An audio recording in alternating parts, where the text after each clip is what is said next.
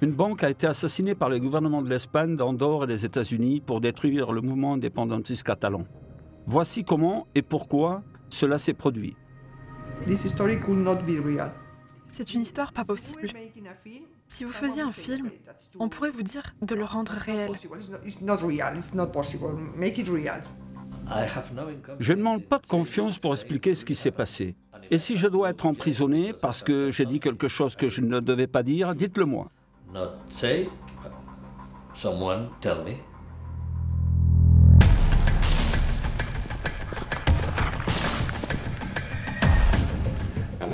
Je suis rentré chez moi et j'ai dit à ma femme que c'était la fin.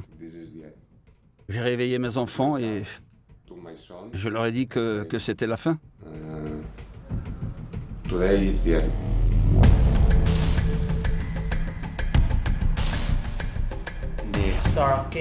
Ils ont lancé une procédure contre moi et ma femme pour nous faire peur.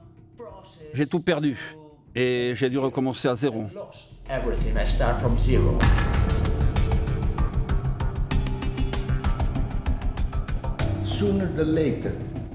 Ils ont essayé de nous inculper de blanchiment de capitaux, d'abus à mineurs, de trafic de drogue. Ils l'invitent parce que ce n'est pas une question de résultat, mais sinon de détruire la personne et sa défense.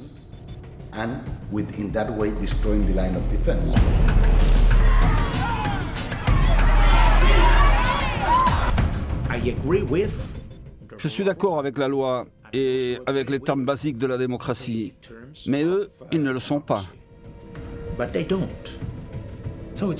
C'est étrange de ne pas protéger, au nom de la démocratie, l'héritage de la dictature sans la séparation des pouvoirs, sans respect pour la liberté et la vérité.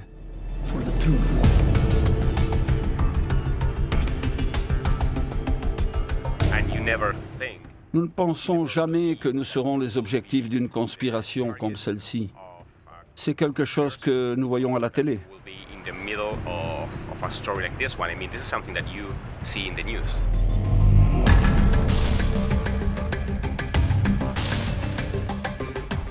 Les gens en ont assez et cela arrivera au point de rupture. L'Andorre payera le prix. Les jeunes paieront le prix. Mon père n'est pas un mauvais homme. Il a eu un problème car le gouvernement a vendu notre pays aux États-Unis.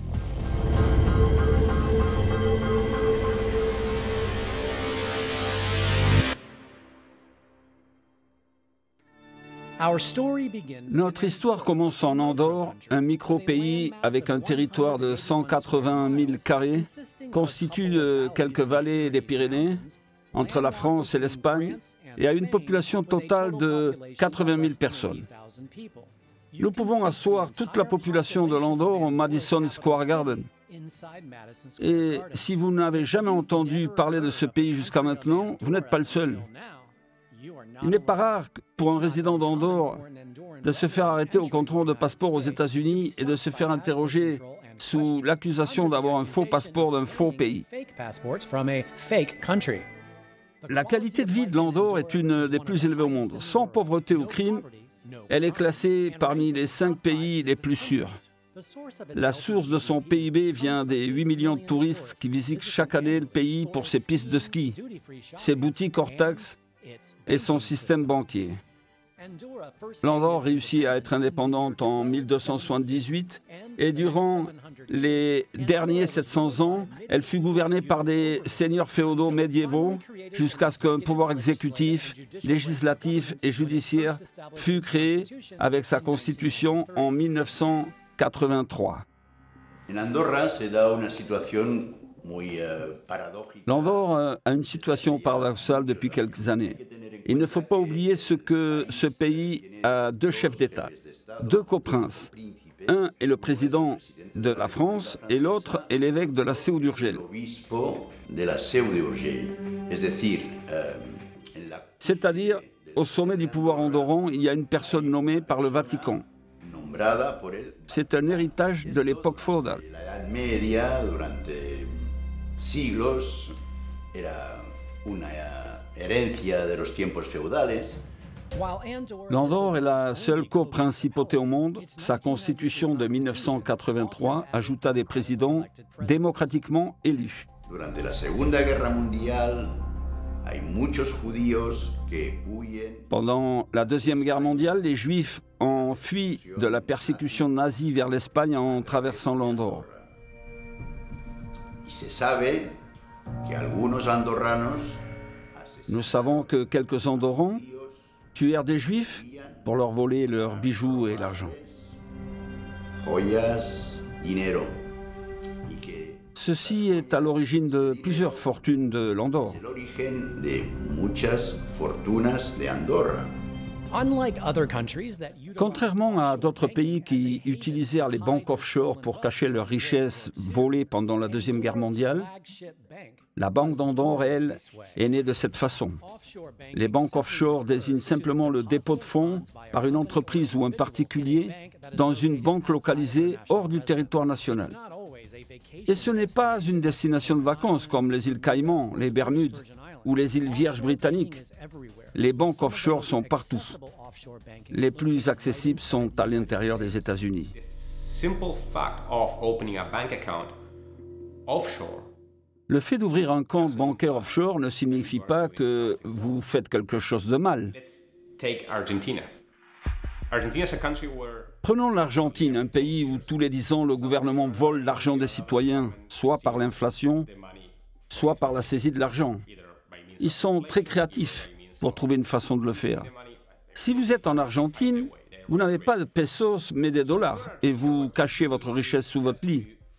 Si vous pouvez, ou hors du pays, and second just to si vous pouvez vous le permettre. under your mattress if you can, or if you can afford it, just to go somewhere else in the world and store your money there.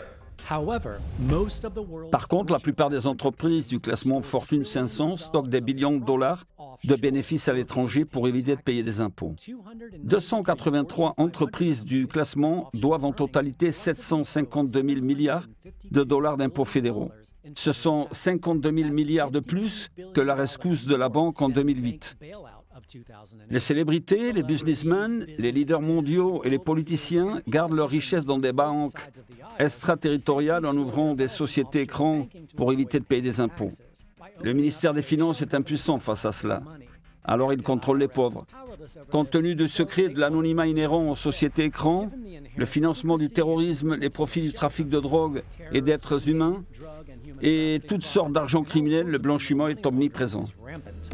Every day, open the newspaper, and you will see all this news about Prenez le journal et vous verrez les nouvelles sur les réseaux criminels. most of it is passed. La plupart de cet argent passe à travers du système financier. It's just Ce que les banques peuvent faire est d'appliquer certains contrôles standardisés et minimiser les dégâts. it's just to Le problème est que dans quelques pays, ces 10 dernières années, les autorités et la police considèrent les banques et les personnes qui y travaillent comme les responsables de ce que les clients font. to the banks and to the individuals working at those banks, and they are making them responsible of what the clients do. Nous pouvons lutter et faire de notre mieux, avoir une grande équipe, mais nous ne pouvons pas éviter le blanchiment de capitaux. Ce n'est pas possible. Comment éviter les criminels? Avons-nous la police et pas de criminels? Non. Nous avons la police et des criminels. Vous avez le département de conformité et vous avez le blanchiment des capitaux. Si un client veut faire un dépôt dans une banque en amenant une pochette avec $1 million tachée avec du sang, il y a quelques indicateurs qui peuvent signaler que quelque chose ne va pas, mais il s'agit d'une situation totalement incontrôlée. À la suite des attaques du 11 septembre, l'Amérique introduit la loi Patriot avec la section 311 pour promouvoir la prévention, détection et la poursuite de blanchiment international de capitaux et le financement du terrorisme. La section 311 de la loi Patriot accorde au directeur de FinCEN l'autorité, après avoir constaté qu'il existe des motifs raisonnables de conduire qu'une juridiction étrangère, une institution financière étrangère ou un type de compte constitue une préoccupation majeure en matière de blanchiment de capitaux, d'exiger que les institutions et agences financières prennent certaines mesures pour lutter contre le blanchiment des capitaux. Le FinCEN peut imposer des mesures concrètes pour protéger le système financier des États-Unis et de ses menaces. Le FinCEN est l'acronyme de Financial Crimes Enforcement, lutte contre la criminalité financière du Trésor américain. Un avertissement émis par le FinCEN en vertu de la section 311 n'est rien d'autre qu'un communiqué de presse. La section 311 fut créée pour traiter de graves problèmes qui pouvaient mener à des mesures d'urgence et elle est utilisée pour d'autres fins comme pour d'autres objectifs politiques ou réglementaires sans recours. Les attaques terroristes du 11 septembre coûtaient aux terroristes un demi-million de dollars d'exécutés. En 2012, HSBC, une banque offshore d'origine hongkongaise, fut saisie et dut admettre assister le cartel de drogue et l'organisation terroriste Sinaloa au Mexique en blanchissant au moins 881 millions de dollars, assez d'argent pour payer 1762 attaques du 11 septembre. Le FinCEN n'a pas émis la section 311 contre HSBC et la banque continue à fonctionner comme d'habitude. En 2017, la banque extraterritoriale du Danemark, Danske Bank, fut saisie et admis blanchir 230 000 milliards de dollars d'argent criminel pour le gouvernement russe, soit l'équivalent de 400 060 attaques du 11 septembre.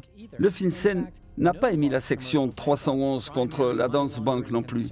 En fait, aucune grande banque commerciale présentant un risque majeur de blanchiment de capitaux n'a jamais fait l'objet d'un avertissement en vertu de la section 311. Quelles banques ont de grands bénéfices en faisant de très mauvaises affaires?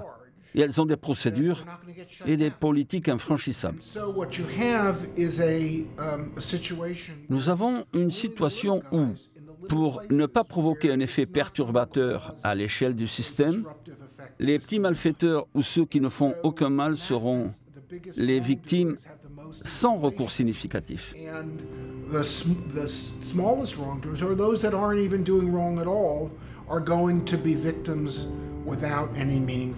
Si nous observons qui a été averti avec une section 311, nous comprenons que ce sont des petites banques.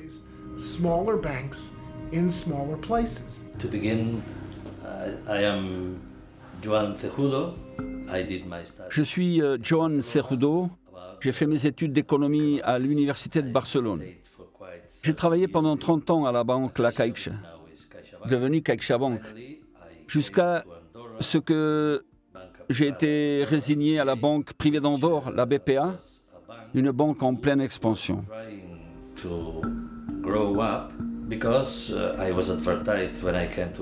J'avais été averti que l'Andorre était près de perdre sa condition de paradis fiscal à cause de la pression de l'Espagne et de la France.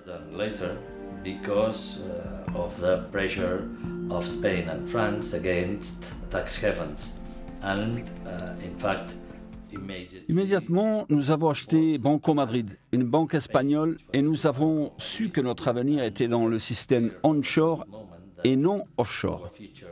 Il y avait des jours où on était prêt à fermer, mais Banco Madrid est devenu la pièce maîtresse. C'est une histoire à succès jusqu'au jour où tout a explosé.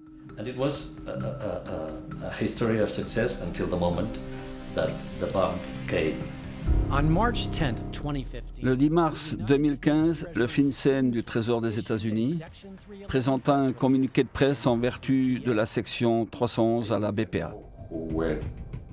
Je ne savais pas ce qu'était le FinCEN jusqu'à ce moment. Nous étions 3 ou 4 dans la salle et nous ne connaissions pas le FinCEN. Je ne savais pas ce que le FinCEN était. Je savais ce que FinCEN était, mais pas eux. C'était un jour normal. Je suis rentré à la banque pour aller dans mon bureau. À midi, l'INAF m'appelle pour aller dans leur bureau.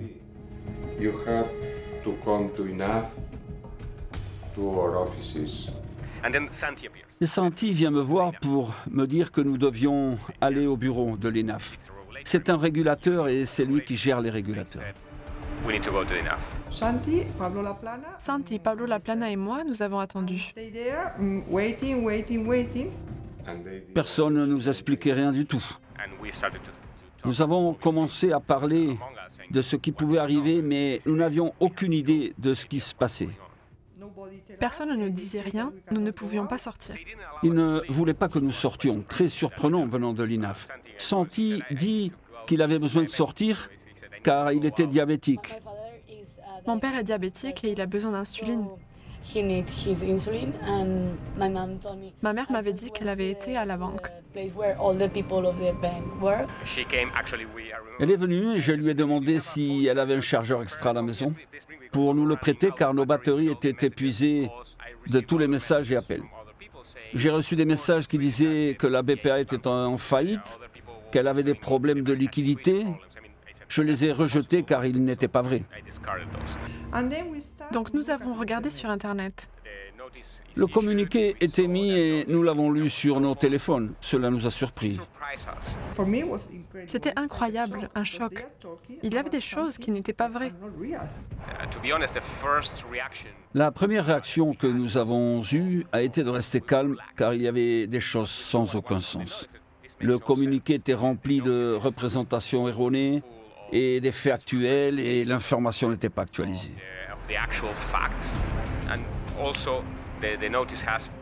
Nous pouvons le gérer. Ce n'était pas que nous avions un compte de Bin Laden et nous ne le savions pas.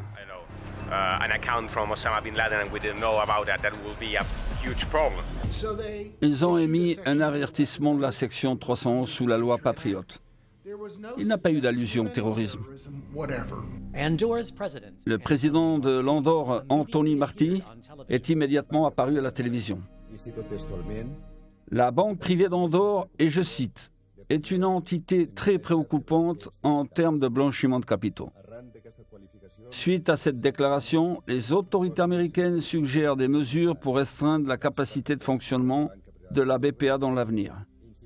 J'insiste, ceci est un cas de mauvaise pratique présumée et pas un cas de risque de solvabilité ou problème de somme due. Il n'était pas seulement une banque andorrane, mais aussi une banque espagnole et elle devait soumettre toutes ses politiques et procédures aux régulateurs de l'Union européenne, qui devaient respecter toutes les régulations de l'Union. Et ils ont engagé les meilleurs cabinets comptables pour assurer que le travail se faisait correctement et en pleine conformité avec le système réglementaire andorran, mais aussi avec les normes mondiales en matière de blanchiment de capitaux.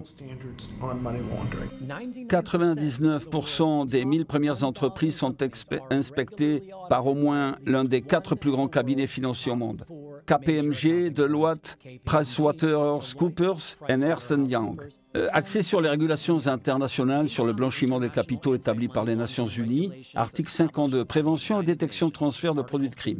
KPMG auditait des inspections annuelles anti-blanchiment de capitaux de la BPA de 2008 à 2012, en même temps que Deloitte qui auditait également une inspection indépendante en 2007 et 2013 et l'unité intelligence financière de l'Andorre qui en a autant fait en 2014. Ces 3 audits indépendants démontrèrent aucune activité de blanchiment de capitaux au cours de la même période que celle où la section 311 de l'Amérique allège que la BPA était en train de blanchir des capitaux. Le 11 mars 2015, 24 heures après la section 311 américaine soit émise contre le BPA, Maria Kozan, la directeure de l'INAF et la régulatrice financière de l'Andorre, est apparue à la télévision nationale pour rassurer le peuple andorran que tout allait bien. En aucun cas, cette intervention n'a été déclenchée par la solvabilité et la liquidité de l'entité. Cela ne devrait pas affecter les clients, car c'est une investigation de mauvaises pratiques présumées concernant la prévention de blanchiment des capitaux et non la solvabilité ou la liquidité de l'entité. En même temps que Maria Kozan parlait au peuple andorran, la branche sœur de la BPA, à Panamed, est mise en liquidation. La liquidation est postérieure au dit de la branche de la BPA au Panama fut menée par Jaime de Gamboa. Dans ma communication directe avec M. Gamboa, il confirma son rôle ainsi qu'un audit indépendant de 2 ans concluant aucune activité de blanchiment de capitaux n'a été détectée. Le lendemain, le 12 mars, 48 heures après que la section 311 américaine soit émise contre la BPA, Le gouvernement andorran et l'INAF, dirigé par Maria Kozon, contredisent soudainement tout ce qui fut dit les derniers jours et ils ordonnèrent le gel de tous les comptes clients de la BPA, en accordant à chaque client un retrait maximum de 2 500 € par semaine. Ils ont provoqué de grandes manifestations en Andorre. Les clients demandaient l'accès total à leurs comptes.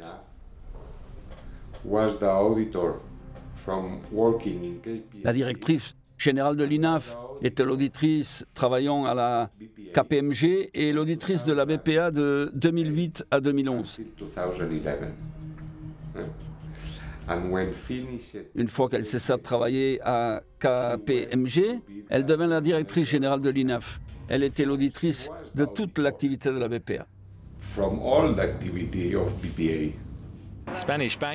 La banque espagnole Banco Madrid a déposé le bilan. Les clients se précipitent de vider leurs comptes. Banco Madrid de la BPA fait faillite. Les membres du gouvernement apparaissent officiellement à la télévision pour dire que Banco Madrid était une machine de blanchiment, entre autres crimes.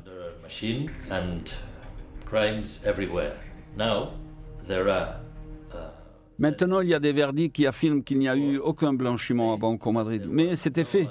L'ordre était de les liquider.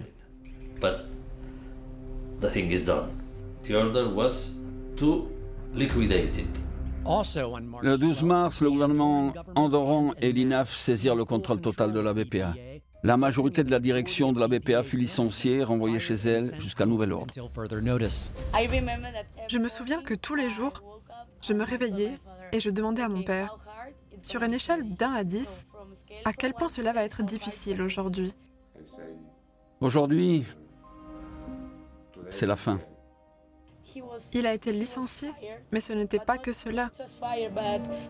Il ne pouvait plus travailler comme économiste. 13 mars 2015, 72 heures après l'avertissement de la section 311, Joan, Pau, Miguel, Prat sont arrêtés et passent les 2 années suivantes en prison, ce qui est la durée maximum de détention autorisée par la loi andorrane, sans que la police andorrane n'ait approuvé qu'un crime réel a été commis. Je n'ai jamais imaginé que cela pouvait arriver. 2 ans, ce n'est pas normal. Qu'est-ce qui les a autorisés à les arrêter? Qu'avaient-ils? C'est avéré qu'ils n'avaient rien du tout. Le 16 mars 2015, 6 jours après l'avertissement de la section 311, Jordi Cinca, le ministre des Finances de l'Andorre, apparut à la télévision nationale. De manera inmediata, l'organe de surveillance, l'INAF, a pris des mesures immédiates de mise en œuvre. Ces mesures sont extraordinaires et jamais vues en Andorre. Elles sont décisives pour avancer, pour maintenir une résolution et engagement ferme concernant la transparence, l'échange d'informations et la prévention de blanchiment de capitaux. Cet engagement est inflexible. Rien ne les fera céder. res el farà torcer.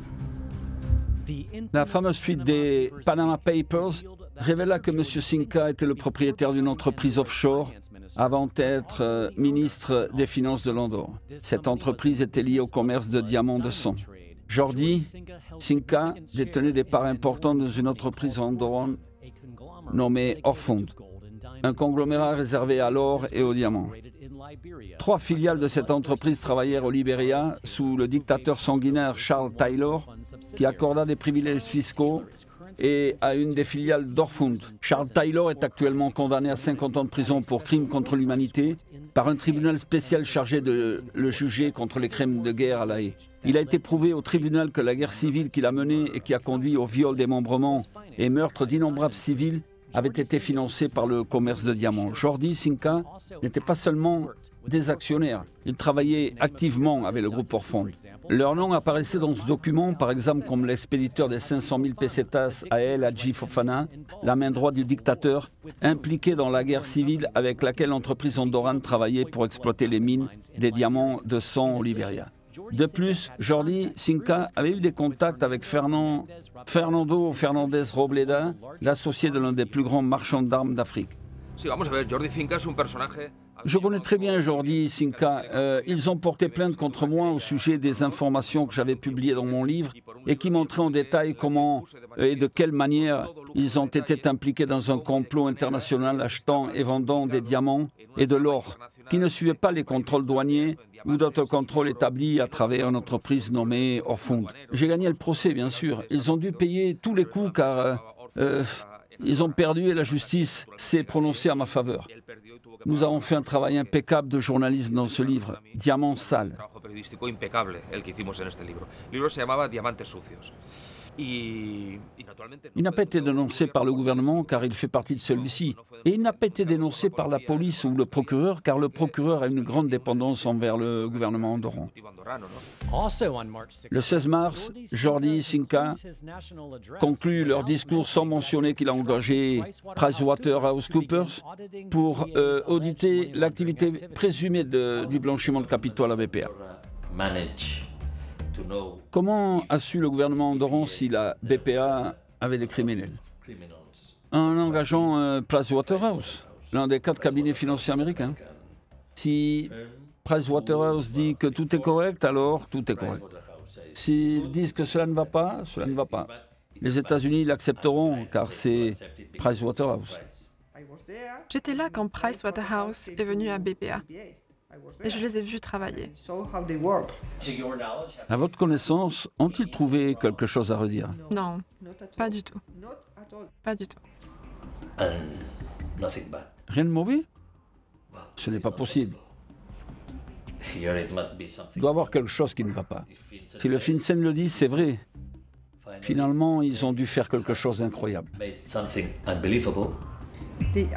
Ils m'ont demandé, de bonne foi, de faire une liste avec les clientes compliquées ou douteux. Isabel, tell us which are the complicated customers. The customers, if you have to make any suspicious of your customers, which will be that customer? Et j'ai fait cette liste. And I make a list for them. And the list was. C'est la liste de clients qui n'est pas passée. Rien d'autre. En d'autres termes, après avoir analysé 15 millions de transactions en 7 ans, de plus de 37 comptes, PricewaterhouseCoopers n'a pas trouvé de preuves de blanchiment de capitaux à la BPA.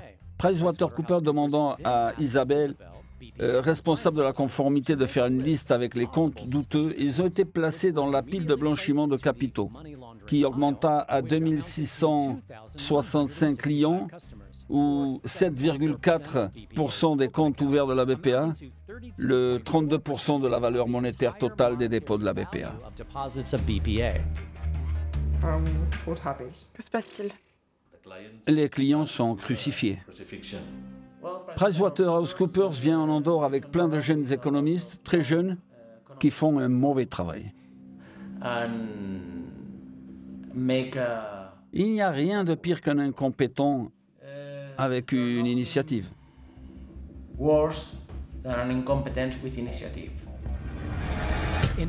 Afin de maintenir sa mascarade, PricewaterhouseCoopers avait besoin d'inventer des raisons pour que ses clients soient rangés dans la catégorie de blanchisseurs de capitaux. Ils réussissent en demandant des preuves de tout l'argent versé dans ces comptes, créant ainsi une demande instantanée pour les professionnels du droit d'Andorre. C'est stupide. Ils ont demandé à un client d'où venait l'argent utilisé pour acheter une voiture Ford. Ils ont exigé un reçu de 2008. Et ils ont demandé des choses absurdes. 10 ans après, vous me demandez au sujet de la voiture que j'ai achetée? Mais êtes-vous fou? Ou c'est 500 €? Qu'en avez-vous fait? Je ne me souviens pas. Vous êtes un blanchisseur d'argent. Si vous ne démontrez pas l'origine de l'argent bonne, vous avez un problème. Ça appartient à mon père et mon père est mort. Je ne sais pas comment... Combien de titulaires de comptes représentez-vous? Entre 700 et 1000. Entre 700 et 1000 entre les deux? Oui, tous nos clients sont des personnes honnêtes. parce que nous avons fait nos KIC. Tout l'argent qu'ils ont investi dans ce pays est le résultat de leur travail, d'origine légale.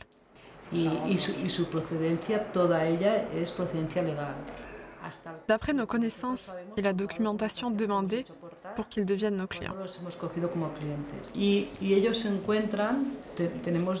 Ils sont tous différents, mais la majorité d'entre eux étaient des propriétaires d'entreprises ou des propriétaires de petites entreprises qui ont déposé toutes leurs économies ici pour leur retraite.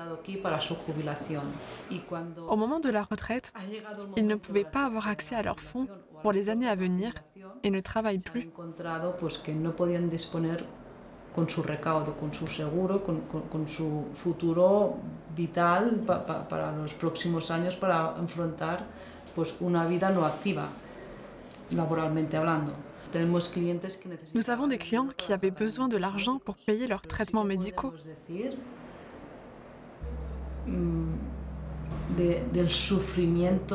Les clients ont souffert, se sont désespérés et ont ressenti une véritable impuissance. Ce n'est pas seulement l'intervention de la banque, mais l'insécurité que toute la situation a créée. Lorsque vous avez un plan de vie, lorsque toutes vos expectatives sont brisées. Prenez par exemple une personne, vous. Vous allez à la banque demain matin et ils vous disent que vous ne pouvez plus toucher à votre argent, qu'ils sont en train de mener une enquête de présumé blanchiment de capitaux et vous demandent d'apporter toutes les justifications de cet argent. Peu importe s'il s'agit de 10 000, de 100 000, d'1 million ou de 90 millions d'euros. Le profil n'a pas d'importance et vous ne savez pas quand vous aurez l'argent disponible. Vous ne pouvez pas non plus vous adresser aux autorités. Il n'y a pas eu de preuve de malversation, pas de blanchiment d'argent jusqu'à présent. Il n'y a pas eu de condamnation pour blanchiment de capitaux. Combien d'argent est actuellement retenu? Je ne sais pas. Je suis un seul avocat avec 20 clients. C'est la seule référence que j'ai. Tout ce que je sais, c'est que plusieurs clients ne passent pas la ligne. J'ai des clients avec 15 000 euros, un autre avec 10 millions, un autre avec 200 millions. Le job de PricewaterhouseCoopers est conclu? Non, ils sont toujours là. 4 ans après? Oui, oui. Continuent-ils à travailler aujourd'hui? Oui. Que font-ils?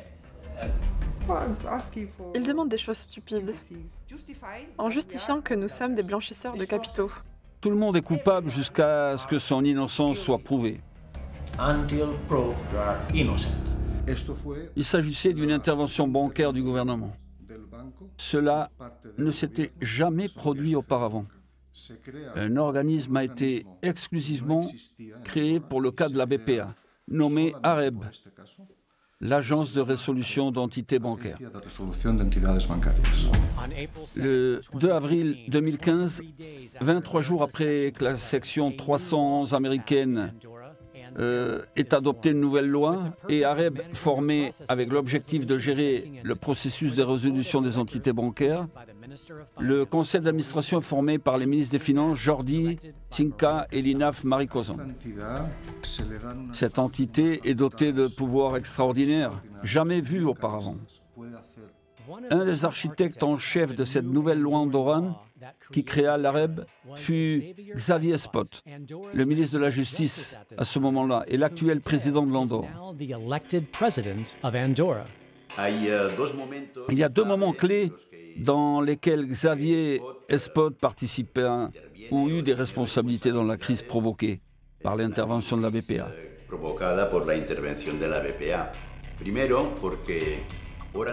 D'abord, quelques heures avant la publication de l'avis du FinCEN, sa famille retira de l'argent des comptes de la BPA, 90 000 euros pour être exact, en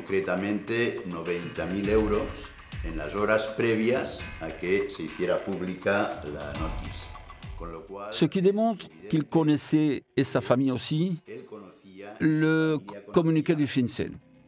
Que se iba a producir esta comunicación del FinCEN.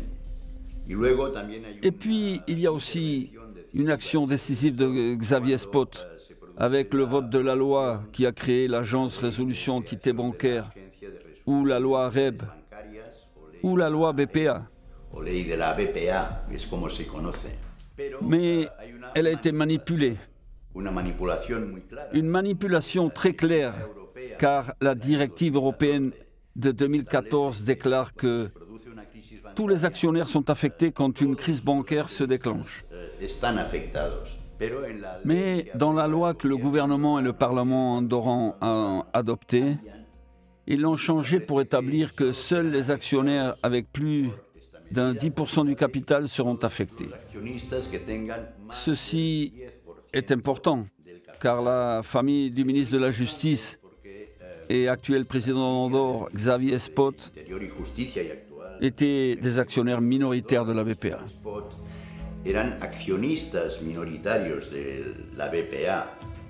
Après avoir manipulé la loi REB, la famille du ministre de la Justice, Xavier Spot, a été autorisée à conserver tous leurs dépôts en espèces à la BPA.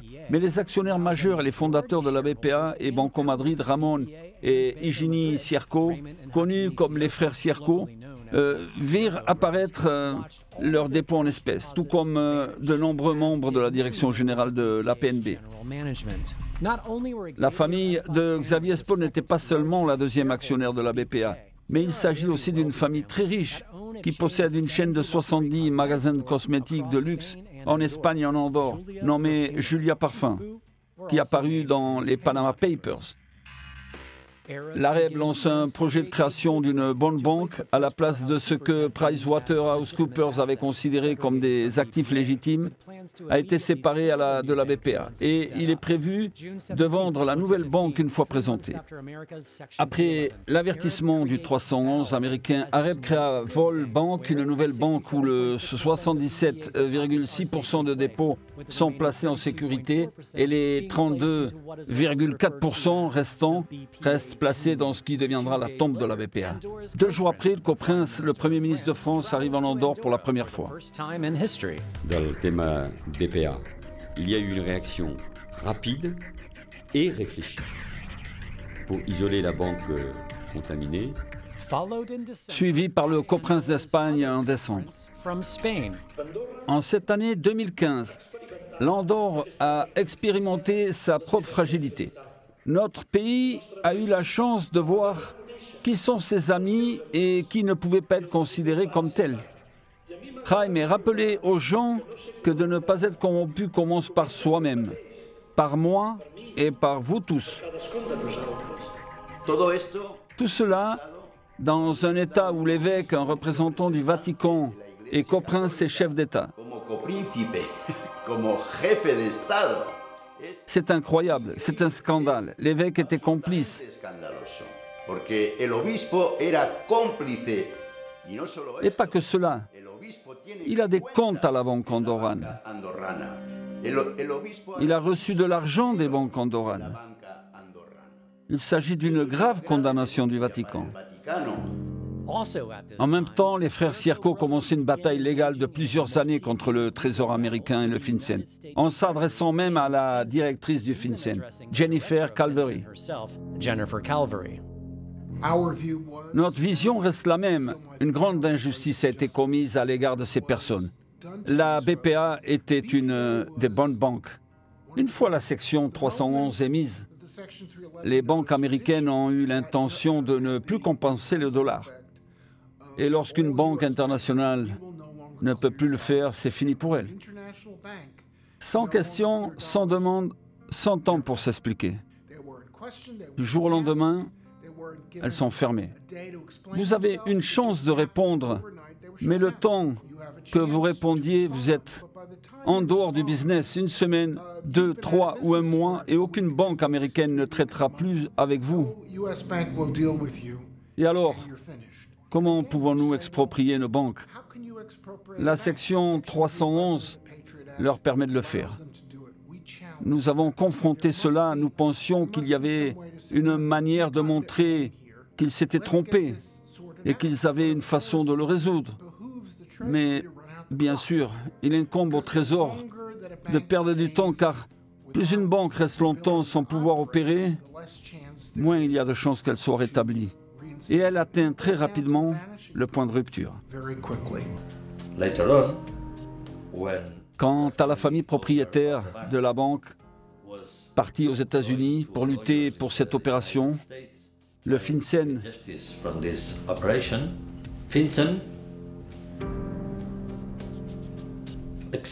de façon exceptionnelle retira l'accusation contre la BPA. 19 avril 2016, le FinCEN retire le communiqué en vertu de la section 311 concernant la banque privée d'Andorre, puisque la BPA n'opère plus d'une manière qui constitue une menace pour le système financier américain. Moins d'un an après avoir publié ce communiqué, le FinCEN se retire. Le communiqué a été retiré plus rapidement que tout autre avis avec la section 311 dans toute l'histoire d'une FinCEN. Cela établit un record.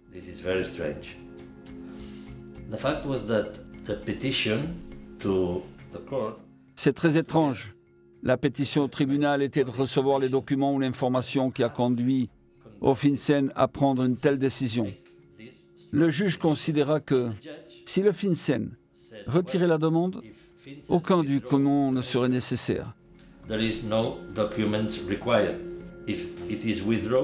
Si c'est retiré, il n'y a pas d'accusation. Vous restez libre, mais nous sommes morts. Vous avez attaqué, vous m'avez tué, mais vous retirez l'arme, et si je meurs, c'est ma faute.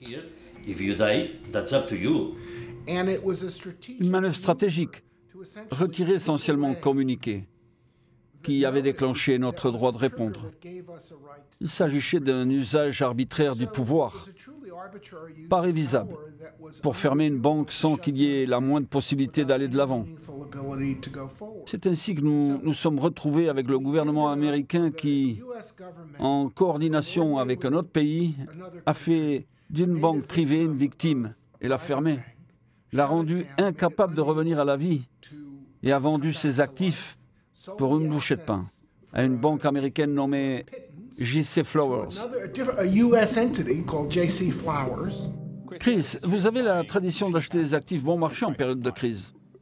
Nous essayons d'acheter des banques en époque de crise, mais nous nous en sommes tenus au marché mature plutôt qu'au marché émergent. Ils présentent leur propre niveau de risque, qui pourrait être trop pour nous. 21 avril 2016, 13 mois après l'avertissement de la section 311 américaine, la société américaine de capital investissement J.C. Flower achète Vail Bank. Je rappelle Ferran Sicart et je suis économiste et partenaire d'une entreprise nommée Tracis. Nous étions en charge d'analyser quelques aspects économiques des opérations menées autour de la BPA. Et la banque relais créée pour résoudre la situation. Enfin, en fin de compte, c'est incroyable. Dans l'une des démonstrations les plus alambiquées, les plus confuses et les plus intelligentes de l'économie, voici une histoire qui a besoin de son propre documentaire. J.C. Flower achète Vail Bank, un business estimé à 119 millions d'euros, au gouvernement andorran pour 16,6 millions d'euros. Pour simplifier le détail de la transaction, le prix de vente de Vail Bank était de 29,8 millions d'euros, mais J.C. Flower n'a que payé que 3,8 millions d'euros.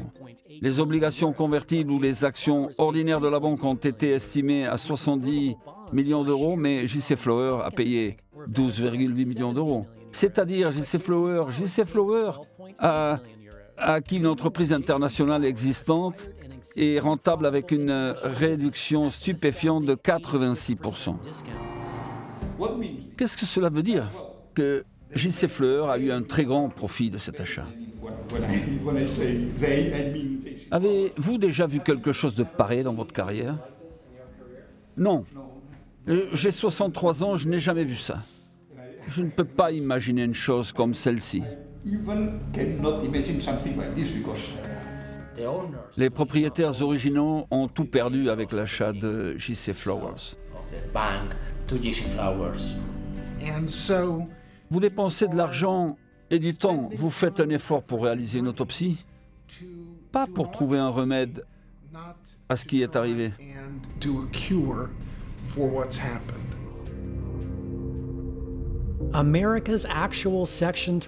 L'actuel avertissement en vertu de la section 311 déclara que la BPA avait facilité des transactions concernant le produit du crime organisé, de la corruption, de la traite d'êtres humains et de la fraude pour le cartel mexicain de la drogue de Sinaloa, le pays du Venezuela, les organisations criminelles russes et les entreprises en Chine. Opération Empereur. Toute la portée de l'allégation de l'Amérique était que la BPA blanchissait du capital pour le businessman chinois appelé Gao Ping. Gao Ping immigra de Chine vers l'Espagne dans les années 90, passant de cuisinier dans un restaurant chinois à un businessman milliardaire et marchand d'art. Initialement, il construit sa fortune en important des produits en cuir chinois en Espagne, tout en vendant en espèces. En 2012, plus de 2 ans avant la section 311 américaine, Gao et Ping et des dizaines d'autres furent arrêtés en Espagne dans l'une des plus grandes opérations d'évasion fiscale de l'histoire de l'Espagne. Gao Ping n'est pas un client d'Andorre. Il n'est jamais venu ici et nous ne l'avons jamais vu. La seule relation de Gao Ping avec la banque andorrane était à travers de l'un de ses cadres de haut niveau, Rafael Payardo, qui fut arrêté également en 2012. En fait, Rafael Payardo avait plusieurs comptes bancaires liés à Gao Ping en Andorre, pas seulement de la BPA. Rafael Payardo voyageait fréquemment en Chine pour acheter des produits en cuir, des ceintures ou des sacs et les revendre à Barcelone.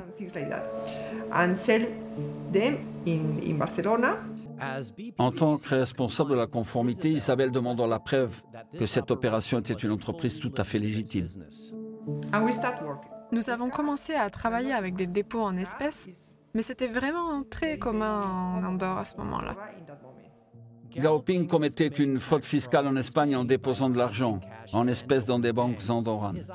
Son opération commençait avec Rafael Payardo, qui conduisait à travers l'Espagne jusqu'en Andorre pour déposer de l'argent sur ses comptes bancaires. À partir de là, des virements bancaires provenant des comptes étaient envoyés en Chine pour payer d'autres produits expédiés en Espagne en vue de leur vente.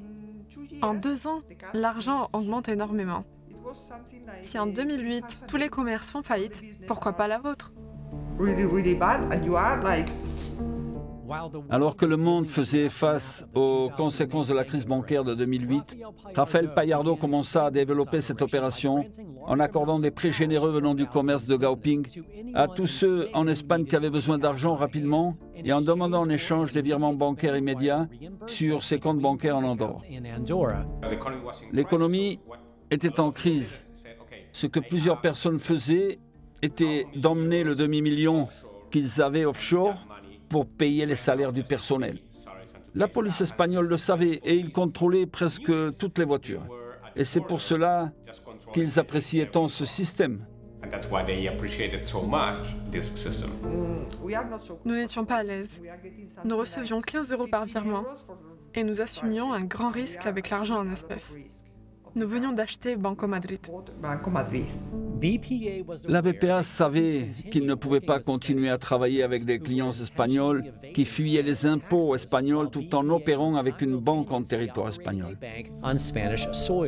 Pour cette raison, nous avons stoppé l'opération en 2011. 2011 ?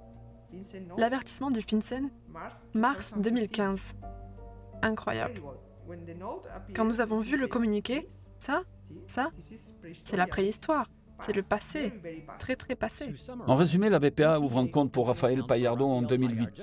La BPA le licencie et ferme son compte bancaire en 2011. Rafael Payardo est arrêté avec Gao Ping pour fraude fiscale en 2012, 3 ans avant l'article 311 américain.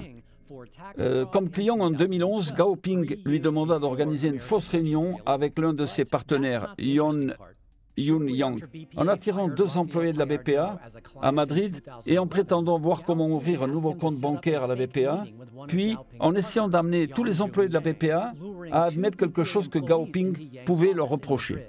Tout cela pendant qu'une caméra cachée enregistrait l'intégralité de la réunion.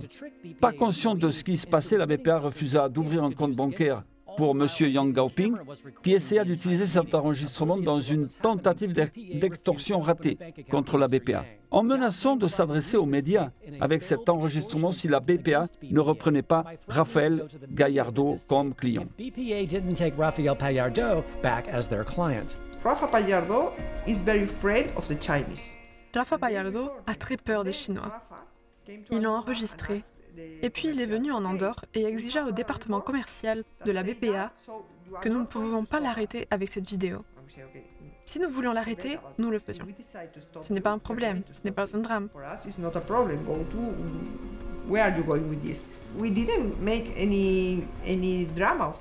La vidéo enregistrée en 2011 avait été découverte par la police espagnole dans une clé USB lors des arrestations massives de Gaoping pour fraude fiscale en 2012.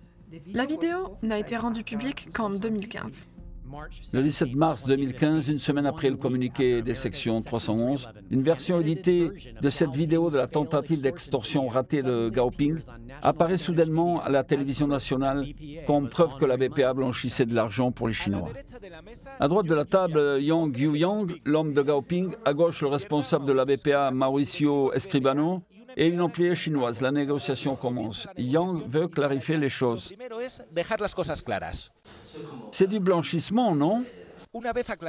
Tout est clair et il parle de sommes. Le business de Gaoping génère beaucoup d'argent.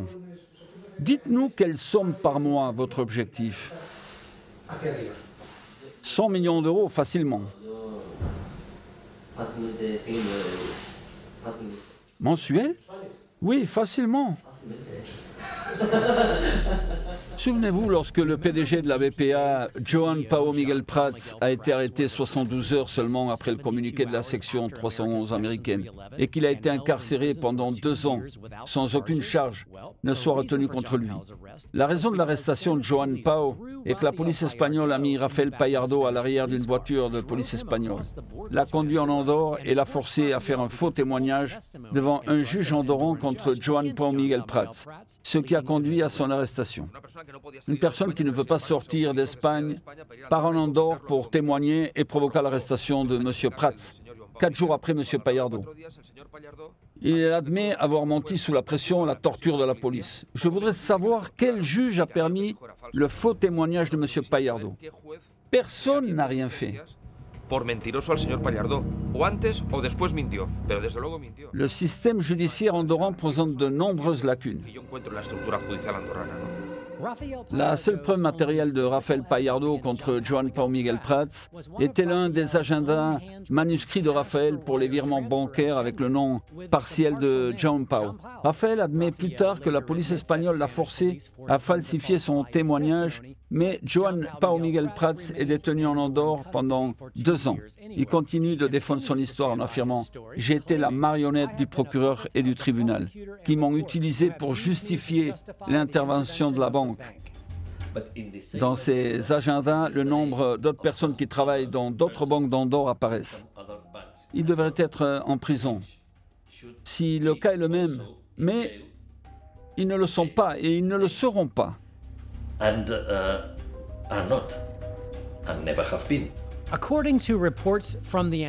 Selon les rapports de la police andorrane, de nombreuses personnes ont profité du service de virement en espèces de Rafael Gallardo, notamment le célèbre acteur porno Nacho Vidal, et même la famille du ministre de la Justice andorrane, Xavier Espot, le président d'Andorre en 2019 et le chef du gouvernement.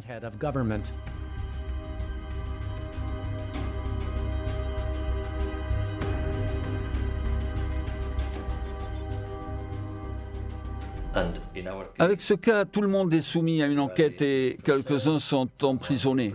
Avec l'autre cas, rien ne se passe. Pourquoi?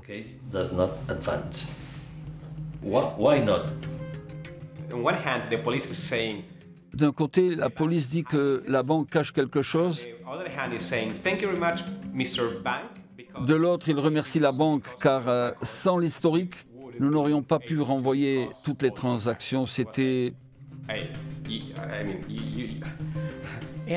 L'Andorre comptait alors 5 banques. Andbank, Crédit Andorra, Mora Bank, Banque Sabadell d'Andorra et BPA. 4 des 5 banques d'Andorre menaient des opérations identiques pour Gaoping, par l'intermédiaire de Rafael Payardo. Mais seule la BPA est intervenue. Il avait fait les mêmes opérations avec Gaoping. Exactement les mêmes opérations. Ils ont toujours travaillé avec l'euro. Il n'y a eu aucun virement, où la BPA n'en a reçu aucun, en dollars américains.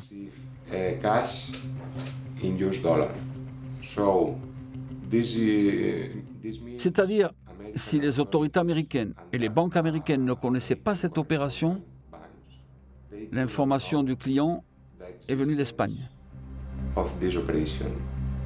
It means that the information from this client comes from Spain.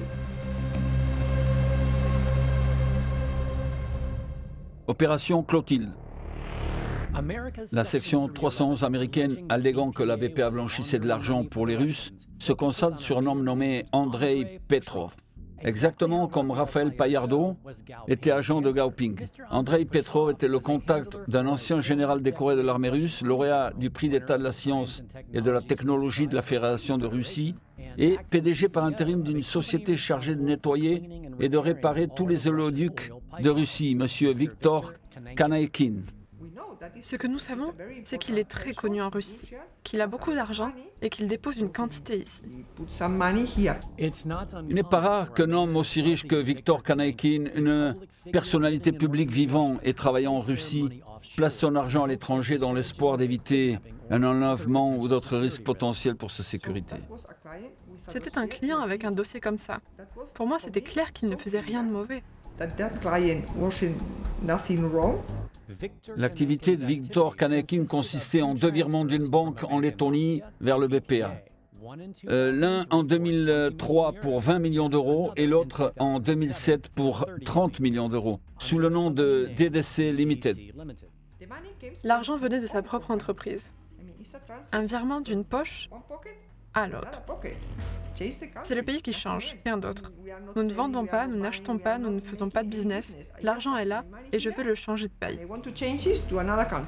Lors du dépôt de 30 millions d'euros en 2007, la BPA contacta la banque lettonne pour confirmer la solvabilité de Viktor Kanaïkin et de DDC Limited. L'année suivante, la BPA a demandé à Kroll, une société de vérification de la conformité et du risque, dont le siège se trouve à New York, de procéder à un audit indépendant des activités de Viktor Kanaïkin en vertu d'un blanchiment d'argent et de la corruption. Aucune information négative n'a été trouvée au cours de la préparation du rapport. Petrov ouvra un compte en Andorre pour transférer de l'argent du compte de Viktor au sien. C'était son salaire. Pour la conformité, Andrei Petrov n'était pas important. Janvier 2013, 2 ans avant l'émission de l'avertissement en vertu de la section 311 américaine contre le BPA, Andrei Petrov est arrêté par la police espagnole pour corruption et évasion fiscale, des crimes qui n'ont aucun lien avec Viktor Kanaïkin.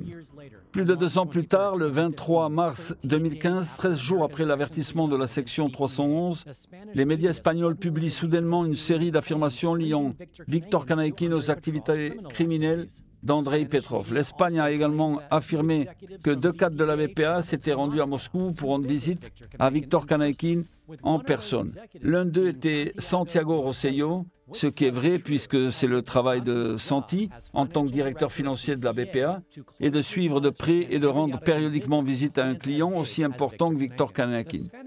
Les médias espagnols rapportent également que l'autre cadre de la BPA participant à ce voyage était Pablo Laplana, confirmant qu'il avait été arrêté 9 mois plus tôt par la police andorrane pour blanchiment de capital provenant du trafic de stupéfiants. La police espagnole a menti quand ils ont dit que je suis parti en Russie, quand ils ont dit que je suis resté dans tel hôtel, quand ils ont dit que j'ai pris mon passeport à l'aéroport de Barcelone. Ce sont des mensonges. 2 jours après la publication de cet article, le cabinet d'avocats d'Eric Lewis a écrit au journal espagnol pour demander le retrait de ces affirmations diffamatoires ainsi qu'une rétractation. Il n'est pas allé en Russie et n'a jamais été impliqué dans le blanchiment du capital de la drogue. Pourtant, à ce jour, ABC Espagne a refusé d'éditer cet article, bien qu'il soit conscient qu'il s'agit d'un énorme mensonge. Tout était coordonné. Le FinCEN émit l'avertissement contre la BPA et soudainement, tous ces articles sur la banque, moi et le reste en sont là, c'était planifié. Pendant que la police espagnole arrêtait André Petrov en janvier 2013, quelque chose d'autre était coordonné. La police m'avait appelé pour clôturer un compte ce jour-là. C'était un vendredi soir. Je dînais avec mon mari, mais ils ont insisté. Je leur ai dit que la banque est fermée, que le lundi je le ferai. Ils ont continué à insister pour clôturer le compte. Je leur ai demandé de m'amener l'avertissement au restaurant, car je dînais là. Quand je l'ai ouvert, la lettre, j'ai vu Viktor Kanaikin, le russe. Mon Dieu, je me souviens de lui, car il est un client important. Quand la police est partie, j'ai immédiatement appelé Santi. Quand le client russe André Petrov fut passé en prison, en janvier 2013, mon téléphone était sur écoute. Et toutes mes conversations ont été enregistrées pendant un mois. Je ne le savais pas. Je lui dis Santi, c'est Isabelle. La police est venue pour me demander de clôturer le compte de Viktor Kanaikin, le chef d'André Petrov. Il me répond que ce n'est pas possible, qu'il est un businessman et que nous avons tout parfaitement documenté son compte. On raccroche.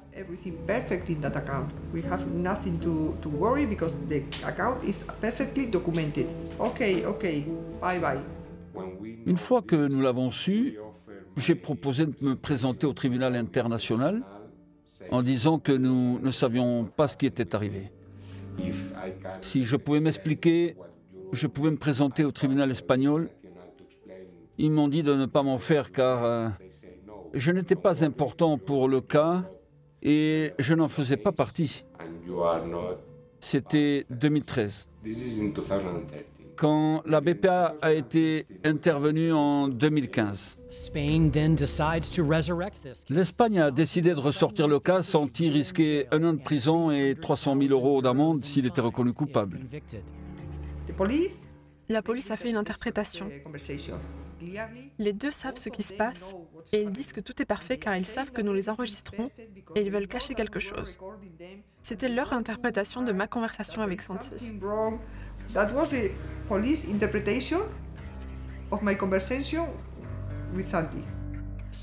Le cas de Santi a finalement été porté devant le tribunal en octobre 2018, mais il a été immédiatement acquitté. Il n'y avait pas de cas. Le procureur n'a pas fait appel de cette décision, qui est donc ferme. Je sais que Petrov a un compte chez Handbank. Selon les rapports de la police andorrane remontant à 2007, André Petrov utilisait également Handbank pour ses activités, avec plus de 3/4 millions d'euros de dépôt. Aucune mesure n'a jamais été prise contre Handbank et ses employés. L'avertissement de la section 311 du FinCEN émis contre la BPA indique également qu'André Petrov est soupçonné d'avoir les liens avec Semyon Mogilevich, l'un des fugitifs les plus recherchés par le FBI. C'est peut-être l'homme le plus puissant dont vous n'avez jamais entendu parler. Il s'appelle Semyon Mogilevich, le mafieux russe. Il a accès à tant de choses, y compris à des fonds et d'autres organisations criminelles, et peut, avec un simple coup de téléphone, affecter l'économie mondiale. Pourtant, aucun organisme d'État n'a eu issue à la moindre preuve permettant d'établir un lien entre eux. Un jour, Santi me dit organiser une réunion entre le nouveau directeur du département international et M. Petrov. J'ai envoyé un SMS à Petrov et à la police espagnole. Elle a mis mon téléphone sur écoute. Je n'ai jamais vu et parlé avec lui. Alors que Santi était le chef de file des clients russes de la BPA, impliqué dans la section 311 américaine, Pablo était l'un des clients vénézuéliens de la BPA, impliqué également dans la section 311.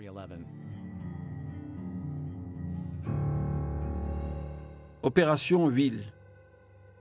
Le FinCEN allègue qu'un réseau de blanchiment de capitaux s'est engagé dans une grande variété d'affaires pour des profits illicites en lien avec des fonctionnaires du gouvernement vénézuélien, y compris la compagnie pétrolière publique PDVSA, propriétaire de Citgo à l'époque.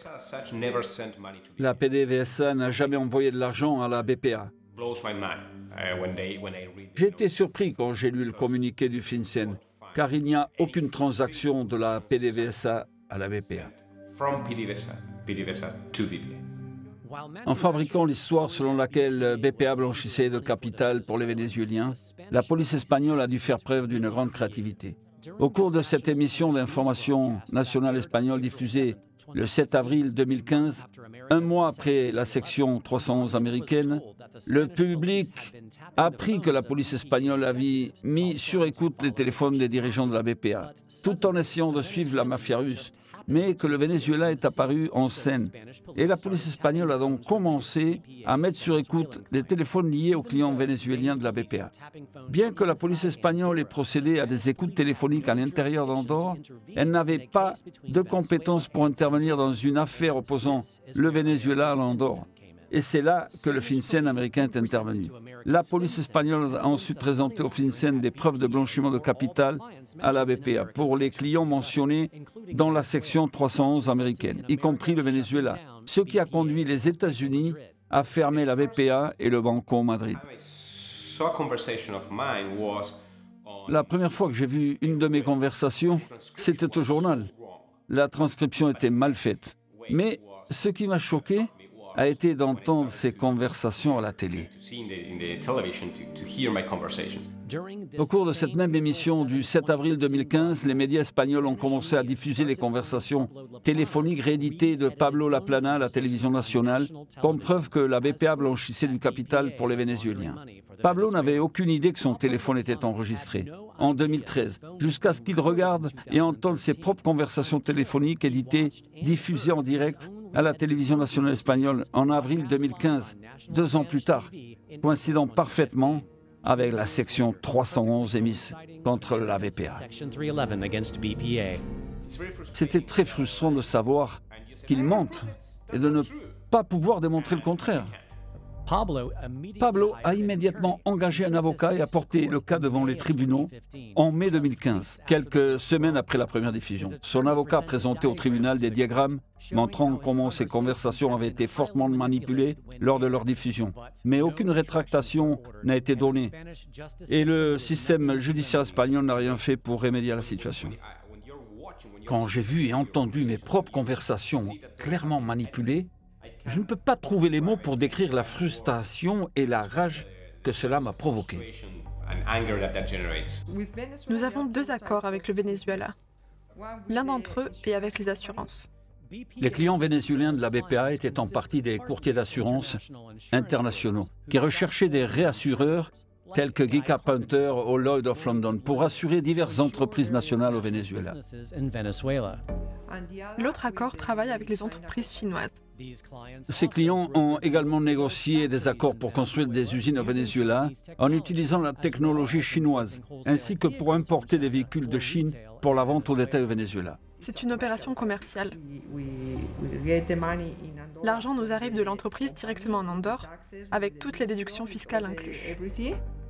Les documents judiciaires andorrans rendus publics ont expurgé les noms de nombreux clients vénézuéliens de la BPA. Mais ils ont dressé la liste d'autres banques avec lesquelles ils travaillaient, en représentant 90% des capitaux vénézuéliens versés par la BPA, ainsi que la liste d'autres banques vers laquelle les Vénézuéliens avaient viré la plupart de leur argent. Aucune banque de cette liste n'a jamais fait l'objet d'une enquête ou n'a été visée par la section 311 américaine. Le cas des Vénézuéliens est rare car ce sont des personnes qui n'habitaient pas au Venezuela et n'ont pas de rôle politique. Ils ont fui leur pays et ne sont pas d'accord avec Maduro. C'est très difficile de comprendre que ceci est un cas de blanchiment. Es muy difícil llegar a entender que esto sea así. This case was under Ce cas était sur la surveillance de l'unité d'investigation financière d'Andorre. Ils ont considéré l'activité des Vénézuéliens suspecte. Lorsque ces clients nous ont demandé de retirer 50 millions de dollars de la banque, Nous les avons informés et ils nous ont exigé de bloquer l'argent. Puis, ils ont mené le cas au tribunal pour accuser ces personnes de blanchiment de capital. En novembre 2012, plus de 2 ans avant la section 311 américaine, le blocage des actifs vénézuéliens à la BPA pour ce blanchiment de capital présumé a fait l'objet d'un procès en Andorre. La décision finale du tribunal a été d'annuler le blocage, ne constatant aucun acte répréhensible. Le ministre de la Justice n'était pas convaincu et demanda d'enquêter sur le cas à nouveau. L'affaire a ensuite été portée devant une juridiction supérieure andorrane en juillet 2014, soit 8 mois avant la section 311 américaine, toujours sans avoir fourni de preuves suffisantes de crime ou de blanchiment de capital. L'argent est finalement libéré, mais pas la totalité. Ils ont laissé une somme à la banque. Ces personnes étaient innocentes. Joseph Anthony Sylvestre était l'un des avocats andorrans locaux représentant les Vénézuéliens dans cette affaire. Le juge et le tribunal ont affirmé qu'il n'y avait pas de preuve de blanchiment de capital de la part des Vénézuéliens et ils ont débloqué leur compte. L'autre avocat et moi, nous avons reçu notre paiement. Puis le communiqué FinCEN a été publié qui parle des citoyens vénézuéliens et ils ont rebloqué les comptes. Avec tout le procès concernant le blanchiment du capital de la BPA, ils ont vu un paiement dans mon compte. Ils m'ont demandé ce qu'il en était et ils ont conclu que j'étais un blanchisseur de capital.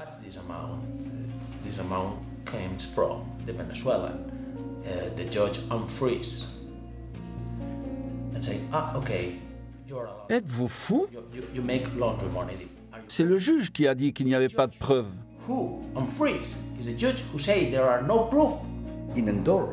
Être un avocat en Andorre est un métier très risqué.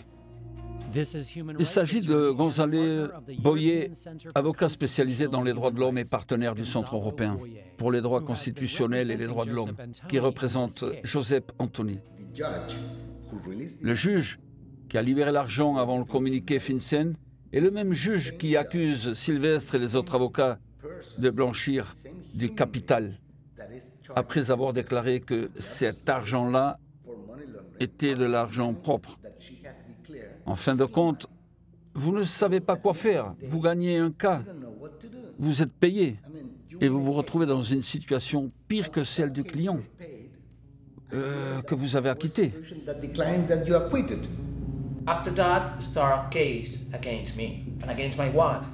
Elles ont lancé une procédure contre ma femme et moi, car elle est la copropriétaire du compte. Je crois qu'ils voulaient faire peur aux avocats. Tout mon argent à la BPA de ma carrière professionnelle a été bloqué. J'ai tout perdu et j'ai dû recommencer à zéro. Je suis contrarié.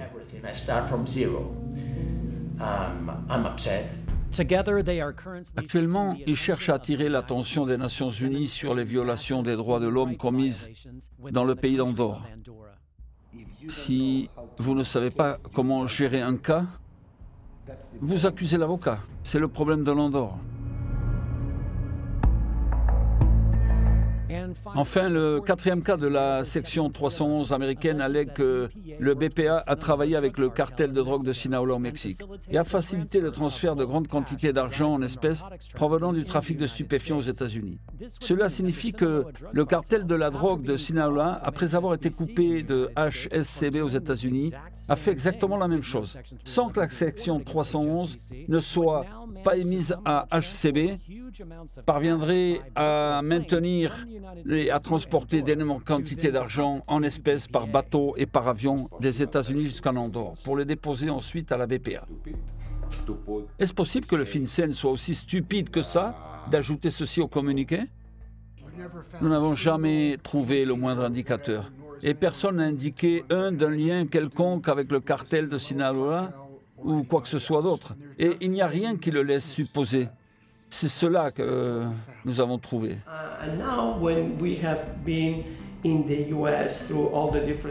Nous avons été dans plusieurs tribunaux aux États-Unis quand un juge demanda au procureur représentant à FinCEN si elle avait des preuves.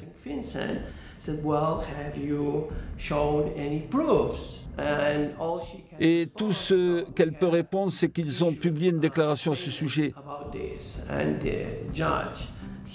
Mais le juge insiste à lui demander si elle a eu des preuves contre la BPA pour justifier l'intervention de la banque. Elle recommence à dire qu'ils ont publié, mais le juge est contrarié et il insiste. Avez-vous ou non des preuves? Et finalement, elle dit que non. Et nous en sommes là. And she has nothing to say because he is upset already at this point. He said, "No, Your Honor." That's where we are. Ils ont tout axé sur la crédibilité criminelle du FinCEN et non sur des preuves. Si tout était correct, ce serait aux États-Unis dans un tribunal américain et non dans un tribunal andorran. Tout le système judiciaire de l'Andorre peut rentrer dans une salle d'audience à New York.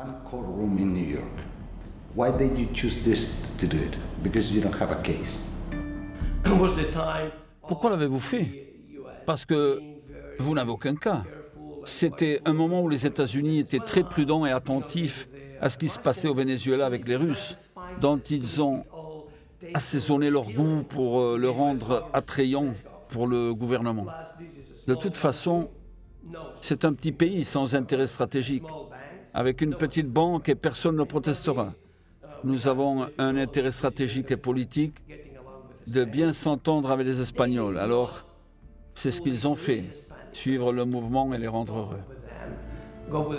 Il y a donc deux pays qui se coordonnent, essentiellement pour empêcher des personnes innocentes d'avoir un recours valable. C'est troublant. Cela devrait être pour tout le monde et cela pourrait arriver à n'importe qui, n'importe où. Les banques et les régulateurs étrangers ne vont pas se battre. Ils ne sont pas battus pour leurs banques. Ils ont décidé de faire un cercle autour de l'autre et d'obéir aux ordres des États-Unis. La pénalité sera supportée au sein des Catalans.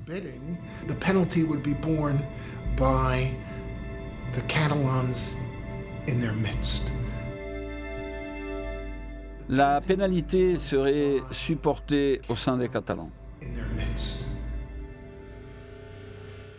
Vous vous demandez sans doute pourquoi.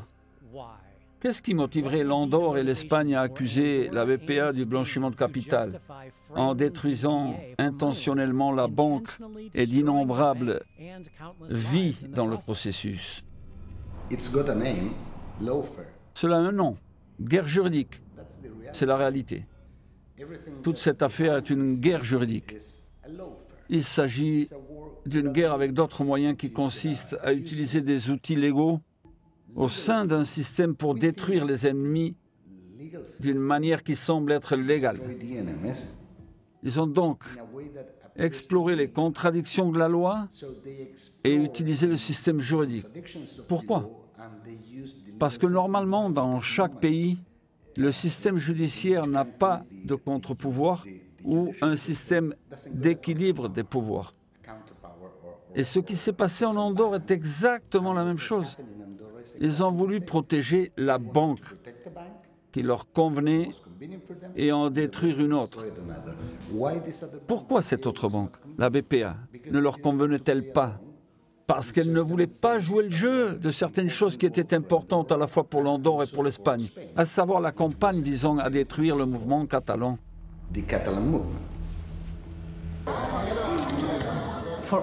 Pour moi, ce n'était pas une surprise, car nous savons parfaitement comment l'État espagnol agit ou réagit lorsqu'il se sent menacé par quelqu'un. C'est un ancien empire. En tant qu'ancien empire, fait de violence et de génocide, il n'a pas de limite. Et il a un sentiment de puissance lié au concept d'impunité. Peu importe que l'Andorre soit un État indépendant et souverain. La police espagnole pourrait agir à l'intérieur de l'État espagnol et aussi en Andorre. Nous n'avons donc pas été surpris de découvrir que le côté obscur de l'État espagnol agissait contre les intérêts de la Catalogne. A surprise to discover the dark side of the Spanish state is acting against Catalan interests. Opération Catalogne.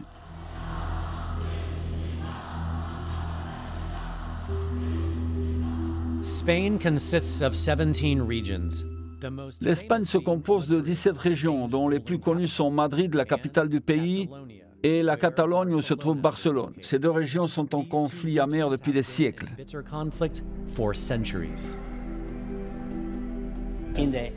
Au XVIIIe siècle, l'Espagne a essayé d'éliminer la langue catalane et d'introduire l'espagnol à travers l'administration publique, les lois, les écoles, car pendant 200 ans, le catalan a été interdit à l'école. Pendant cette époque, sous la dictature de Franco, le journal en catalan était interdit comme la télé en catalan. La langue espagnole a été imposée pour la première fois au peuple catalan il y a près de 300 ans. Même si la plupart des gens ne parlaient que le catalan, les gouvernements espagnols successifs ont imposé décret sur décret pour affaiblir l'utilisation de la langue catalane. En 1881, la langue catalane a été interdite sur des documents juridiques.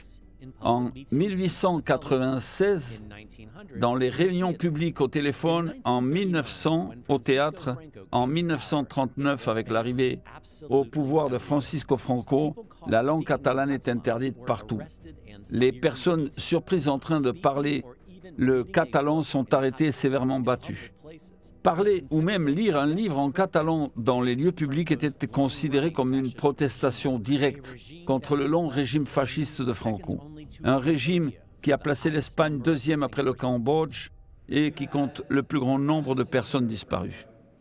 Vous avez eu un dictateur fasciste, Francisco Franco, en Espagne, et Hitler était un autre dictateur fasciste en Allemagne. Quand il a été stoppé, il y a eu des procès, une conclusion. Avez-vous quelque chose à ajouter? Oui, la transition espagnole à la démocratie a été fausse. Franco est décédé dans son lit, comme un chef d'État. Il n'y a pas eu une révolution, ni de procès contre les fascistes. La biologie a été la cause de sa mort. Depuis la mort de Francisco Franco en 1975, le fantôme de ses idéaux fascistes est toujours présent en Espagne. Viva España! Viva España! Viva Cristo Rey! Viva la Virgen!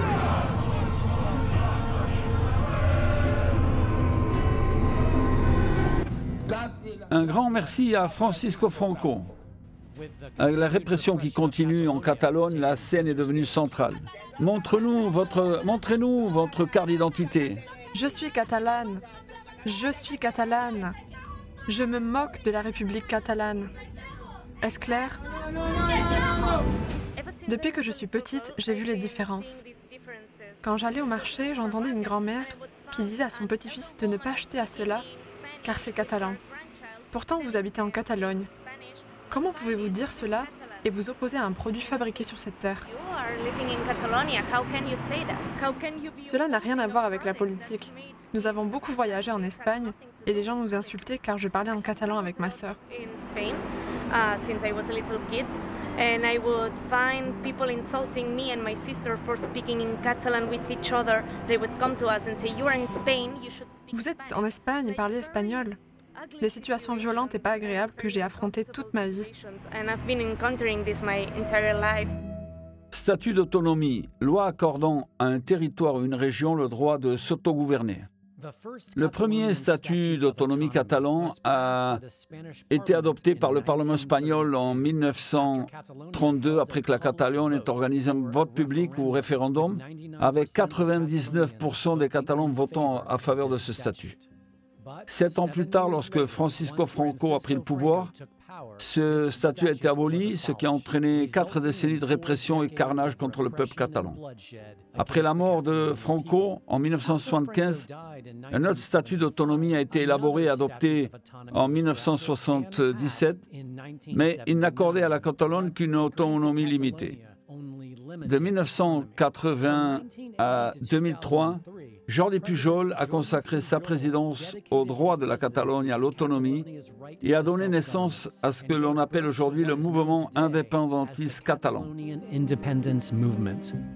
Lorsque Pujol s'est retiré en 2003, un nouveau gouvernement est apparu en Catalogne. L'objectif principal était de développer un nouveau statut d'autonomie pour le pays. J'étais le chef d'opposition à cette époque-là au Parlement catalan. J'ai été pleinement impliqué dans cette opération politique et j'ai négocié personnellement avec le président Zapatero, le Premier ministre à l'époque. Nous avons négocié le statut d'autonomie et nous sommes parvenus à un accord qui a été transformé en une loi espagnole approuvée au Parlement espagnol par majorité.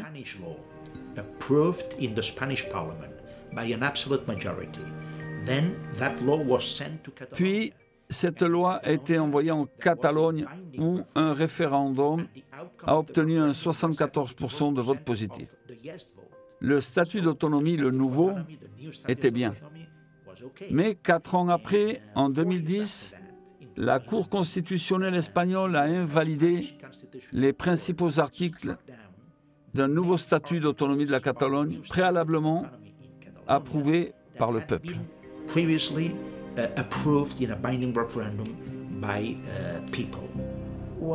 Un des juges de la Cour constitutionnelle déclara que peu importe ce que le peuple ou le Parlement a décidé, cela ne peut pas arriver.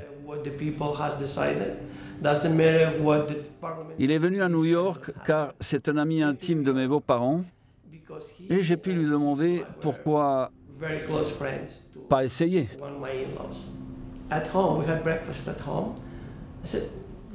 Il m'a répondu, « Miguel, les Catalans génèrent de l'argent, mais l'Espagne est dirigée depuis Madrid. »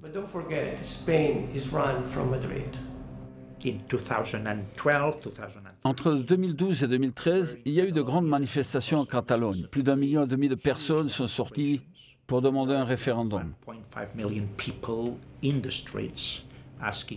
Et c'est cela que j'ai essayé de négocier avec le président Rajoy. Le Premier ministre à l'époque, mais sa réponse était toujours la même. Il n'y a rien à dire.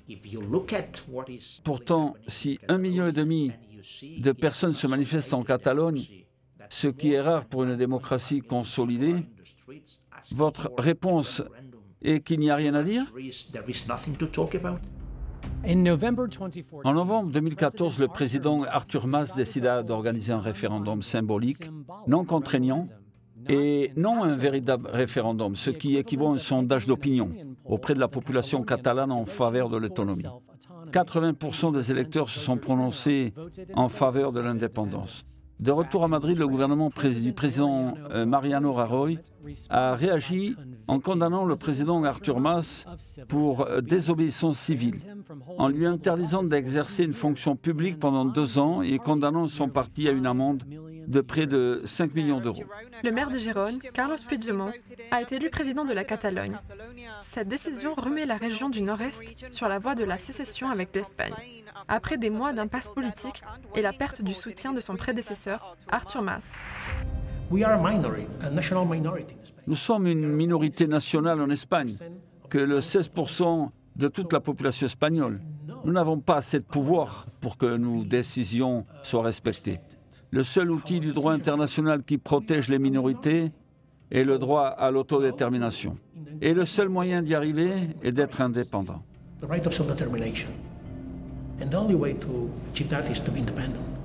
En octobre 2017, le président Carles Puigdemont a autorisé la tenue d'un référendum contraignant sur l'indépendance de la Catalogne. Plusieurs personnes ne veulent pas l'indépendance de la Catalogne, mais ils veulent voter pour décider avec les autres de leur avenir. De ce jour-là, je me souviens d'un mot. Espoir. Bien sûr, il y a eu aussi un autre mot. Violence.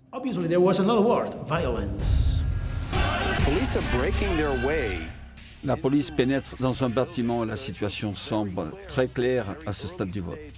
Madrid ne veut pas qu'il continue.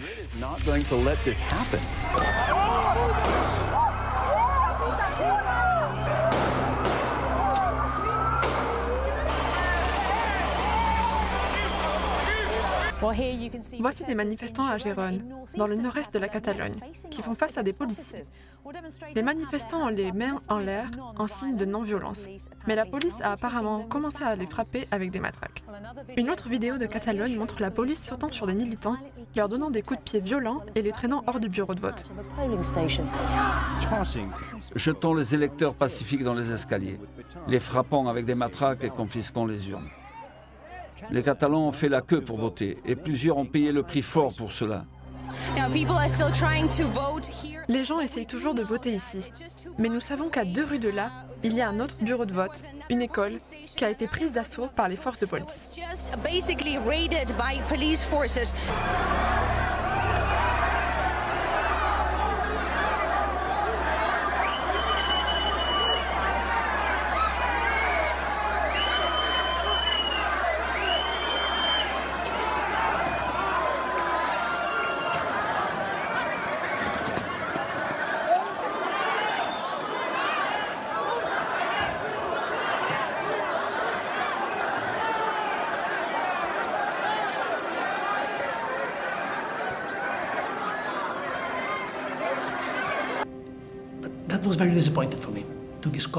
J'étais déçu de voir que l'Espagne n'a pas changé et j'étais triste de voir la haine des policiers espagnols.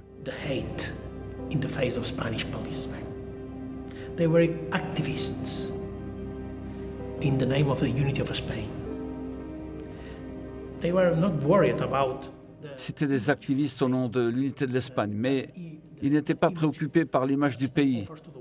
Un État autoritaire et violent, peu importe.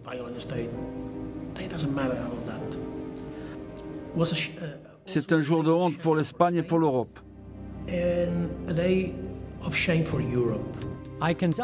J'ai réalisé mon entretien avec le président Puigdemont en septembre 2019 en Belgique, où il est toujours en exil. Mais 4 semaines seulement après mon entretien, cela s'est produit. 9 dirigeants catalans passeront entre 9 et 13 ans derrière les barreaux pour avoir participé à l'organisation d'un référendum sur l'indépendance en 2017. La grande majorité des électeurs se sont prononcés en faveur de la rupture avec l'Espagne et le Parlement régional a déclaré l'indépendance de la Catalogne. Mais quelques semaines plus tard, l'Espagne a annulé la déclaration d'indépendance, dissout le Parlement catalan et pris le contrôle direct de la région. La Cour suprême d'Espagne a prononcé les peines lundi après avoir déclaré les anciens dirigeants coupables de sédition. Déclenchant ainsi la pire crise politique en Espagne depuis l'époque de Franco. Les Catalans en colère ont réussi à fermer les aéroports et le réseau routier de Barcelone. La répression de la Catalogne par Madrid n'est pas seulement une question de culture, c'est aussi une question d'argent. Selon un rapport du Trésor de janvier 2020, rien qu'en 2015 et 2016, la Catalogne a versé à l'Espagne 33,6 milliards d'euros de plus qu'elle n'en a reçu.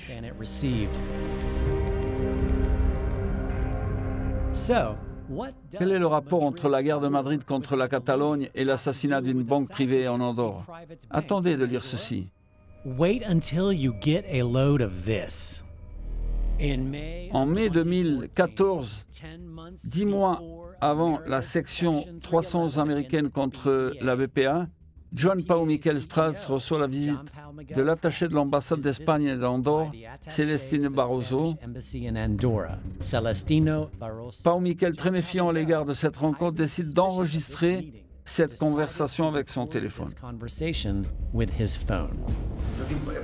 J'ai un message de Madrid. La Banque d'Espagne fera une inspection de Banco Madrid pour la fermer.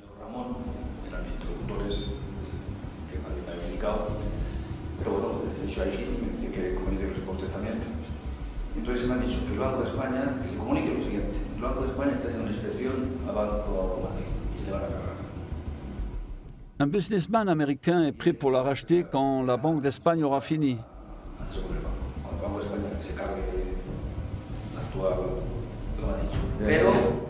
Mais il vous appartient de maintenir les choses en l'état, de mettre un terme à l'inspection et à tout ce qui se passe actuellement. tant que vous êtes d'accord avec quelque chose que je ne connais pas.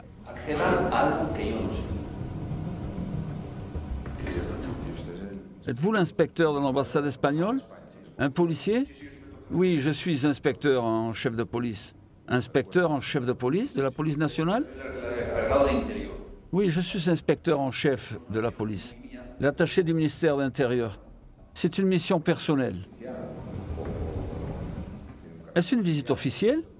Tout ce que vous me dites est officiel? Laissons cela entre guillemets. À qui dois-je parler ou m'entretenir sur cela? Je ne sais plus rien. Ce que je sais, c'est que la Banque d'Espagne se prépare à fermer Banco Madrid et que quelques Américains vont acheter le reste. Tout cela peut être arrêté si vous faites ce qu'ils demandent, mais je ne sais pas ce qu'ils vous demanderont.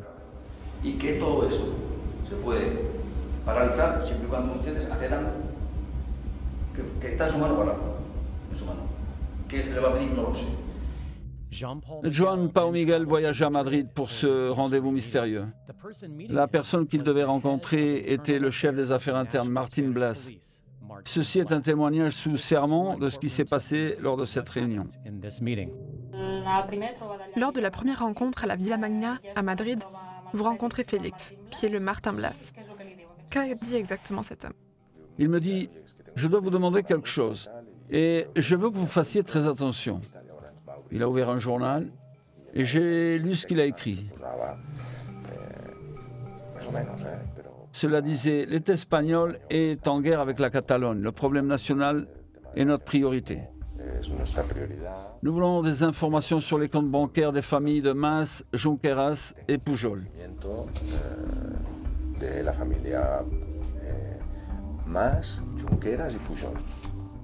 C'est ce qu'il avait écrit pour que je le lise. Il a donc fermé le journal et il m'a demandé si j'avais tout compris.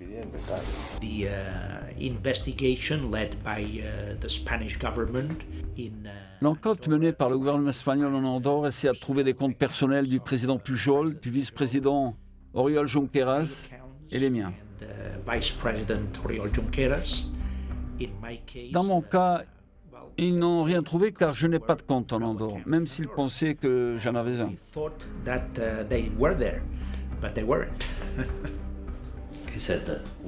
Il a dit que nous ne l'avions pas comme client, sauf Pujol. Mais il ne pouvait pas nous donner d'informations car ce n'est pas légal. Atteignez vos conséquences alors.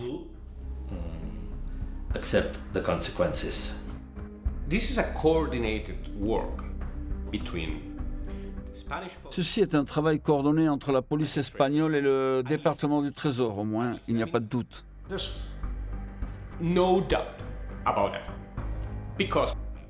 Car l'un des plus hauts gradés de la Guardia Civil y en los centros de salud habría que hacer un estudio de aquellos donde la incidencia y donde el riesgo sea mayor. Est apparu à la télé pour dire cela. Informer le département du Trésor d'une enquête sérieuse contre la BPA comme banque qui facilite le blanchiment de capital au niveau international. Mais même eux admettent ce qu'ils ont fait.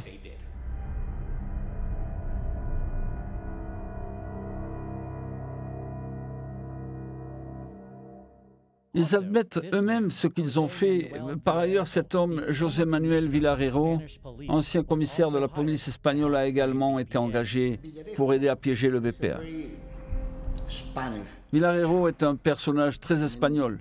Il a été très haut placé, maintenant il est en prison.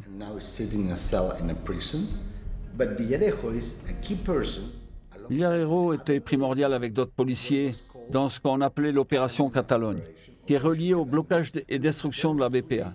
Il travaillait pour le gouvernement. Il était un policier, mais aussi un entrepreneur privé. Il a été l'intermédiaire dans des situations compliquées où des journalistes ont été kidnappés, etc. Mais il générait de l'argent pendant qu'il était civil. Il a admis plusieurs choses. Entre autres qu'il a menti pour détruire la BPA.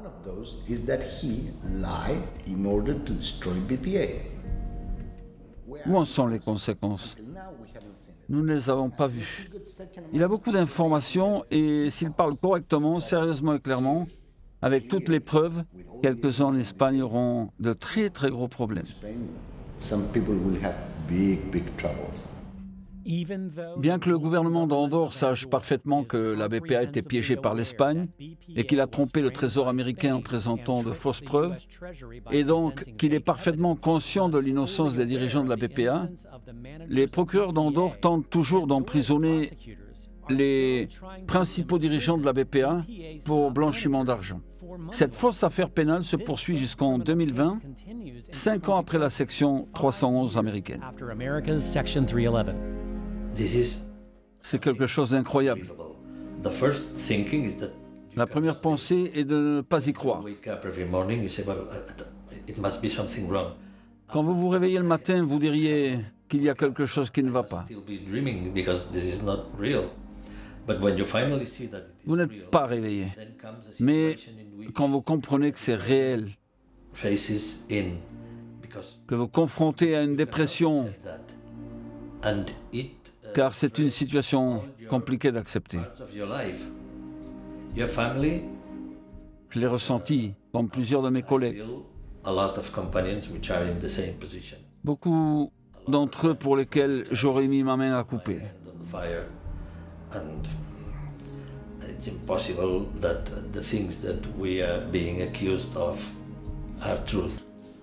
J'ai tellement de rage. Je sais que ce n'est pas bon pour la santé, mais je ne peux pas l'éviter. Je suis venue en Andorre pour travailler à la BPA. Et cela fait plus de 20 ans que je suis là. Je suis une Andorrane maintenant. J'ai le passeport andorran car mes enfants sont andorrans.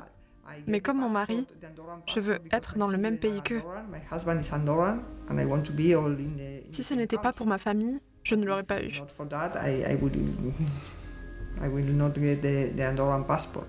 Je me sens trahi, vraiment trahi. De la part du superviseur, de la justice, de tous. J'ai été à plusieurs réunions avec le superviseur en me disant que nous faisions un bon travail, que nous travaillions bien.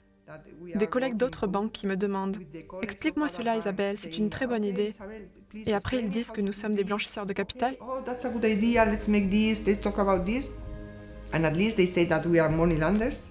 J'ai collaboré avec la police en croyant que nous étions du bon côté. I have called the police a lot of times, and we have always helping them because we thought that we are on the right side. L'atteinte à la réputation a été si importante que je suis inemployable. Aucune entreprise m'embaucherait car son risque de réputation est très haut. Et même si vous voulez créer une entreprise, vous avez besoin d'avoir un compte bancaire pour cette entreprise et c'est très difficile de réussir.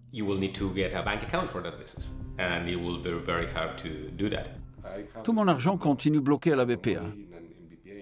Avez-vous taxé à cet argent? Non. Je suis allé à toutes les banques andorranes pour ouvrir un compte bancaire et aucune banque ne me permet d'ouvrir un compte. Je vis de ma femme. Combien d'argent manque-t-il à la BPA? Des clients et des propriétaires, peut-être 1000 milliards d'euros, un peu plus.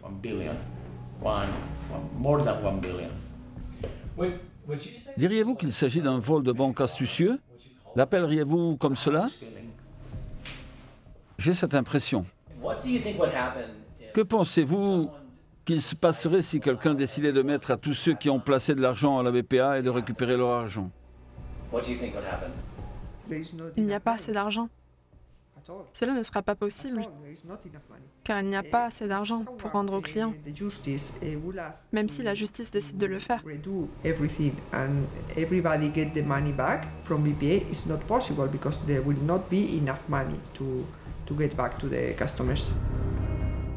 C'est pour cela que le système de justice andorran a besoin d'un verdict de culpabilité. L'Andorre a même publié en première page de son plus grand journal les noms et tous les membres de la BPA qui risquent la prison, en annonçant le temps qu'ils passeront en prison et le montant des amendes qu'ils devront payer s'ils sont reconnus coupables.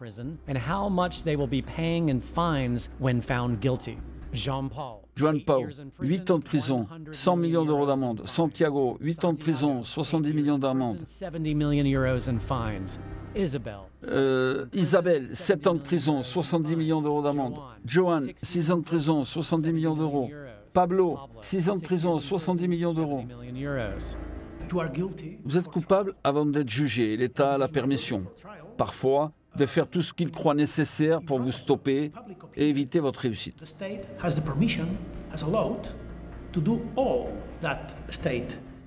Non seulement une guerre juridique, mais aussi une guerre médiatique.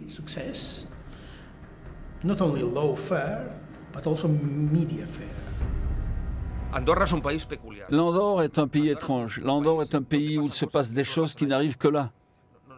Je ne sais pas si vous allez réussir à le traduire, mais l'Andorre est une entreprise douteuse. C'est une farce. Pour rendre les choses encore plus absurdes, alors que l'Andorre est occupé à essayer d'emprisonner ses propres citoyens innocents, le gouvernement andorran essaie simultanément de poursuivre contre l'Espagne pour extorsion, accusation de blanchiment de capital à l'encontre de la BPA. Il s'agit d'une violation des droits de l'homme dans la mesure où des policiers espagnols sont venus en Andorre pour prendre des mesures contre des citoyens andorrans, ce qui constitue clairement une violation de la souveraineté andorrane par l'État espagnol. Nous verrons comment l'affaire évolue et ce qu'ils obtiennent. Il y a maintenant des témoins. M. Villarreiro a témoigné et nous verrons comment le juge va enquêter. Je n'ai pas pu obtenir qu'un seul membre du gouvernement andorran me parle de cette histoire, à l'exception de la directrice de l'Institut andorran des droits de l'homme. Toute cette scène théâtrale qui a été jouée, sous prétexte que le modèle d'entreprise de cette banque impliquait de traiter de l'argent sale, de l'argent blanchi, tout cela, de plus en plus, est prouvé comme étant sans fondement. La vérité doit éclater. Cada vegada més s'està quedant sense fonament. La veritat ha de sortir. Tôt ou tard, la véritable histoire émergera. L'effet papillon. Vous commencez avec un avertissement FinCEN, un petit papillon, et vous terminez avec un ouragan de l'autre côté du monde. C'est ce qui s'est passé.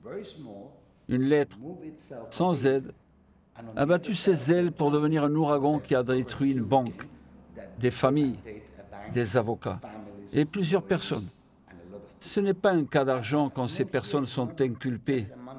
Elles sont toutes sous surveillance et un problème social. Il ne faut pas oublier que l'Andorre est un petit pays. C'est des gens très respectés maintenant. Ils sont traités comme des criminels. Pas seulement les propriétaires et le personnel de la BPA, les avocats aussi.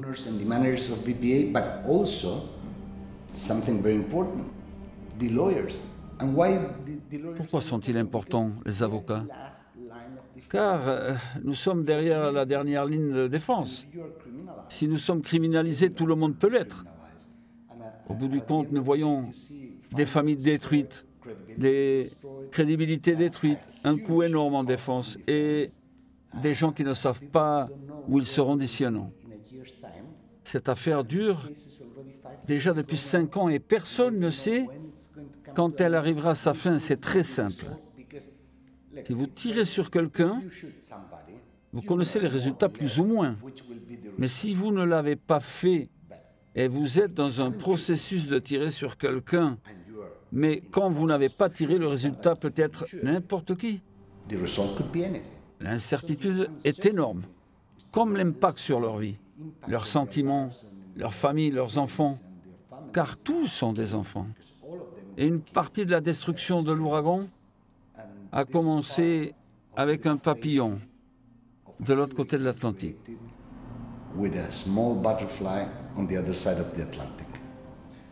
Pensez-vous que cette affaire BPA sera un jour résolue?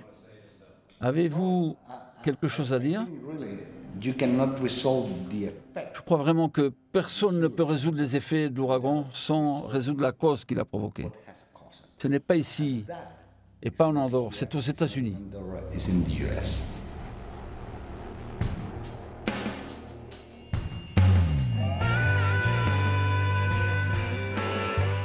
Vous vous souvenez de Jennifer Calvary, directrice des FinCEN?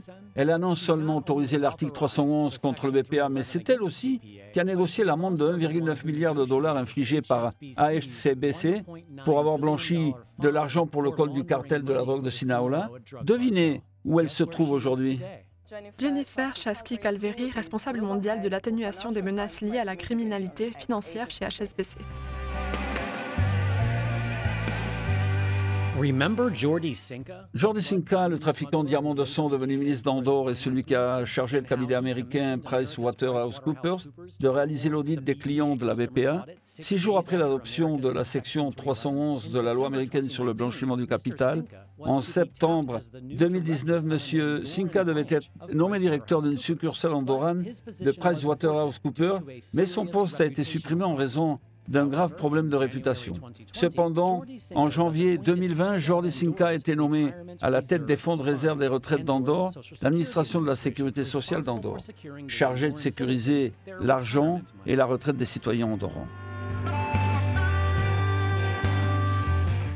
Alors que la majorité des membres du cabinet du président Carles Puigdemont est toujours incarcéré dans une prison espagnole, l'Union européenne, dont le siège est en Belgique, a accordé au président Carles Puigdemont un siège au sein de l'Union européenne en janvier 2020.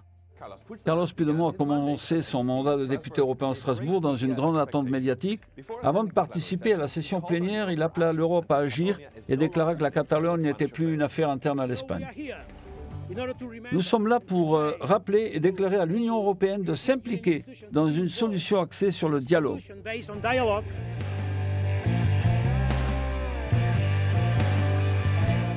Gonzalo Boyer est également l'avocat du président Puigdemont. J'ai interviewé M. Boyer en août 2019 lorsqu'il a fait cette déclaration. Tôt ou tard, ils essaieront de nous inculper de blanchiment de capitaux, d'abus à mineurs, de trafic de drogue. Ils l'inventent parce que ce n'est pas une question de résultat, mais sinon de détruire la personne et de sa défense. Et 8 semaines plus tard, voici ce qui s'est passé.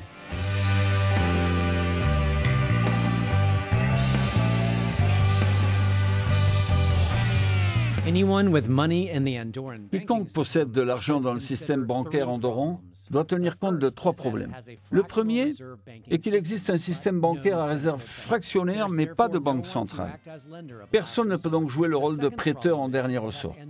Le deuxième problème est que l'Andorre utilise l'euro comme monnaie, mais n'est en fait ni membre de l'Union européenne ni de la zone euro.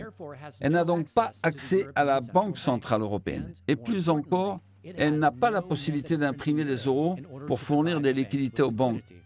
Enfin, il y a un troisième problème, l'assurance des dépôts. L'Andorre en dispose à hauteur de 100 000 euros par compte. Mais l'absence de banque centrale et de moyens d'imprimer des euros signifie que cette assurance ne sert pas à grand-chose.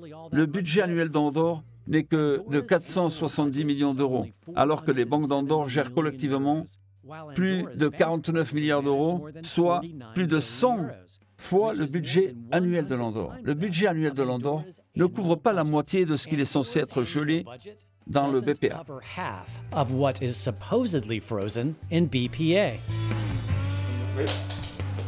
Sorry. It's okay. No, we start again.